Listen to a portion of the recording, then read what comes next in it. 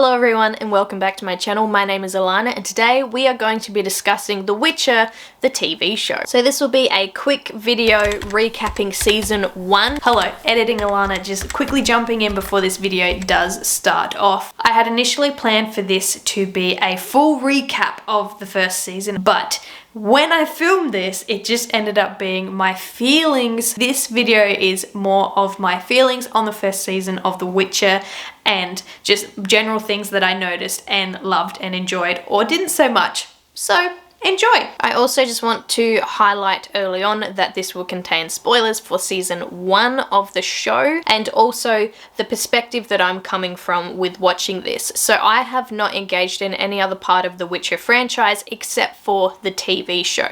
I do want to read the books eventually at some point, but I have not played the games or read the books at this point in time. So I could get some things wrong just because my experience is solely the show only at the moment, and I have just recently rewatched it all, and can I just say, it gets a lot better on rewatch. I would highly recommend you do that if you're also excited about it coming into season 2. So if you haven't yet tuned into The Witcher, it looks a little something like this.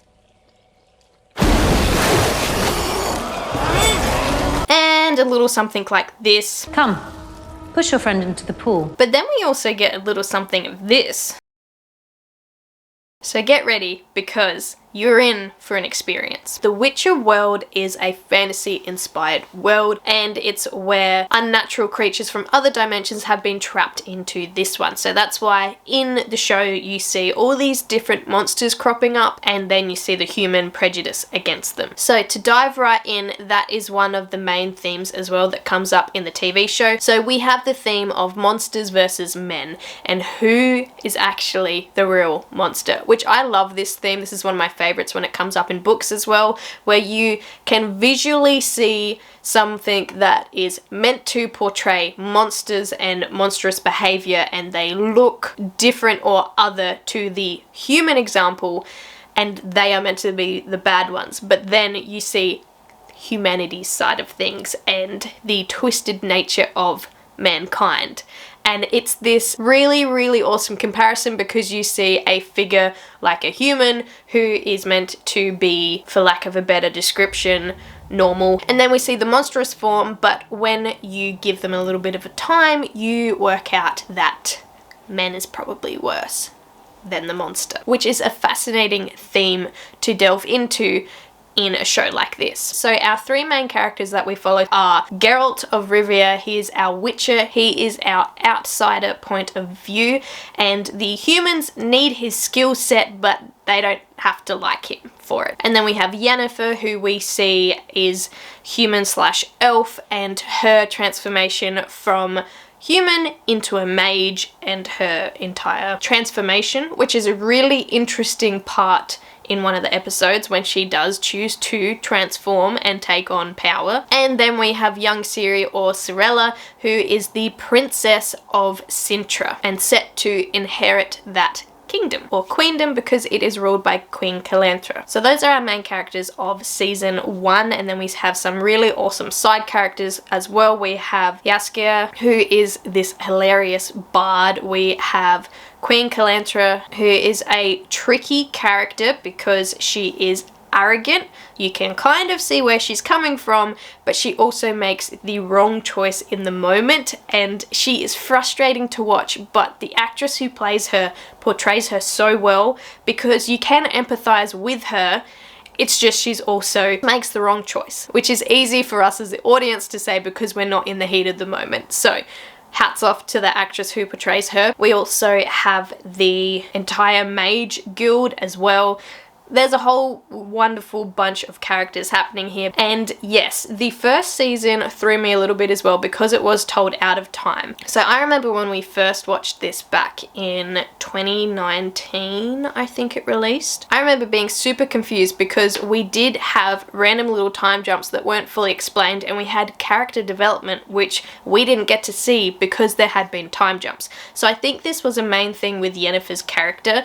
I really enjoyed her portrayal portrayal throughout season 1, but there were a few points, especially from episode 3 to episode 4, her character shift is done without us being able to witness it. So she goes from her transformation and only having been a mage for a little while to then years and years down the track to her being bored and protecting a queen that she cares nothing for and being wrapped up in the politics of the world and wanting a child. I think this was the main problem that a lot of people had with her character, was she went from only wanting power to in the next episode wanting what got taken away from her by getting her powers. So that shift was very jaggedly done, and that was because they were jumping around with time a lot. I know that they were adapting a certain part of the books as material, so maybe that's just how it worked. I did enjoy the out of time aspect once I wrapped my head around it, and there are little clues the second time that you rewatch that you will pick up on, just like little throwaway comments from the characters, like I haven't seen you for this long, or at one point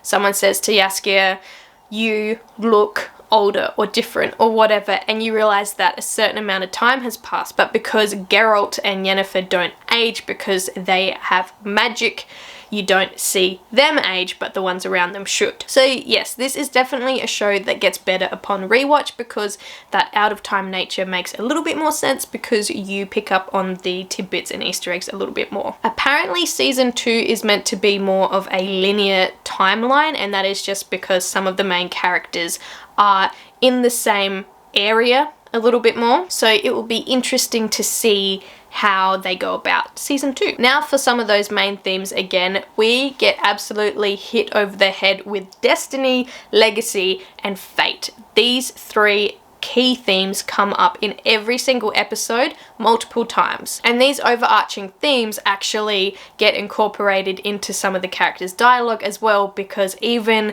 the writers make a point to make fun of the fact that this is coming up again. But you have the whole thing with the child surprise, the lore of surprise, with Geralt claiming Ciri without knowing how much he is impacting his destiny and his fate and passing on legacy and all of that when he does make a throwaway comment of the law of surprise. These themes then also play into the politics of the world as the mage guild, I don't know if that's the correct term, but for the purpose of this video it will be the one I use, as they try and have their mages or their sorcerers in each kingdom or queendom, and we see them just abandon Sintra or turn a blind eye to their struggle with the sacking of their city because Sintra had always said no to the mages or the sorcerers. But they did have Mousesack, and I loved him, and I was so sad when he got used very early on because I loved the performance from that actor as well of Mousesack. He's kind of more of on the outside of the sorcerers. He's not a part of the guild, but we still get to see him use some of his magic, and his personality as well, and the play between him and the other characters was great. One of my favourite characters for the glimpses that we got. Even when the Doppler used him, I still enjoyed that element, but I will be sad because I don't know if we'll get to see him again now, and he became an instant favourite for me, but no longer. There's also this big theme of chaos versus control. A lot of times we get Yennefer's mentor telling her to control her chaos.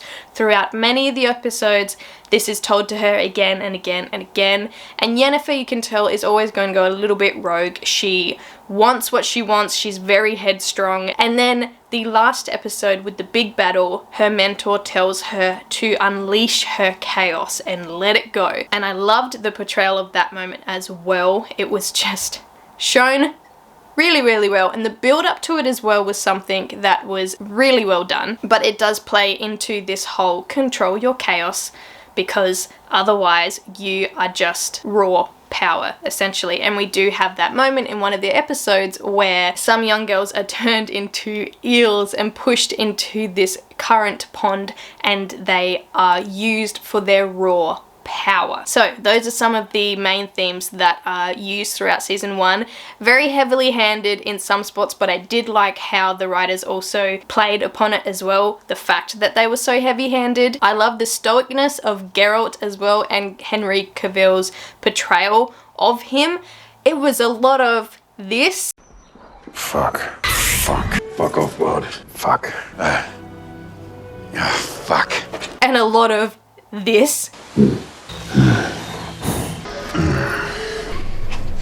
And the dryness of his moments like this just had me laughing. I also can really appreciate the fight scenes that Henry portrayed as well, because I'm pretty sure he does most of his own scenes in this, and just this sheer brutality of him wielding his weapon and the chunky blocks, and this in general was so good. It was just so good. You can tell that this is definitely a passion project for him, and he wanted to do this a lot because it comes across. It's one of my favorite parts of this, alongside the costuming. Wow. Can we just talk about Yennefer's dresses throughout the series? I love how much the production focused on expressing her through her clothes, because clothing is a form of expression, and when it's used in this manner, it just adds another layer of care to the story. I also enjoyed the costuming of Yennefer's mentor, Tissaia.